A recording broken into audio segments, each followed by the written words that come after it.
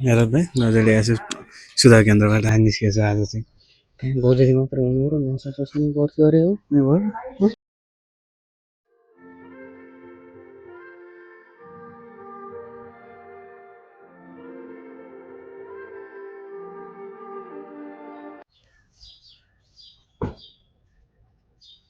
हेर त यो मान्छे के अरे पागल भएर मेन्टल हस्पिटल गएको थियो पल्ला गरेर हामीले भनेछ मलाई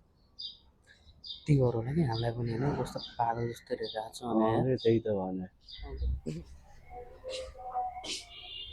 दाइ त्यो सिजन पनि खाना आउँछ भन्दै थियो आज को सिर्जन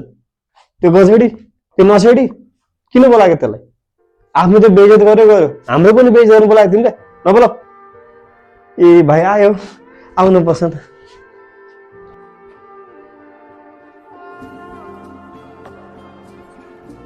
पागल आयो हेर त पागल आयो पागल पागल हेर त पागल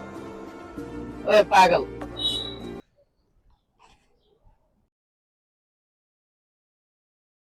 नमस्ते नमस्ते अङ्कल यो सिजनको घर कता होला नि को सिर्जन अङ्कल के काम थियो र हजुर छोरी उस गर्न आएको छोरीको बारेमा ए त्यो सिर्जन त्यो नसेडी त्यो गजेडी अङ्कल त्यो अस्ति भर्खर सुधागृहबाट छुटेर आएको अङ्कल त्यो लास्ट माथिको केटा अङ्कल त्यो त गाँजा खाने घर टाइममा नआउने बिग्रेर घरकाले लगेर सुधागृहमा राखिदिएको ए हो र बाबु म आज त्यसो भए म आजै बिहा क्यान्सल गरिदिन्छु फोन गर्छु हेलो हेलो त जस्तो गजेडीले मैले आफ्नो छोरी दिनु भने म आफै सधैँभरि पाकेर राख्छु अङ्कल अङ्कल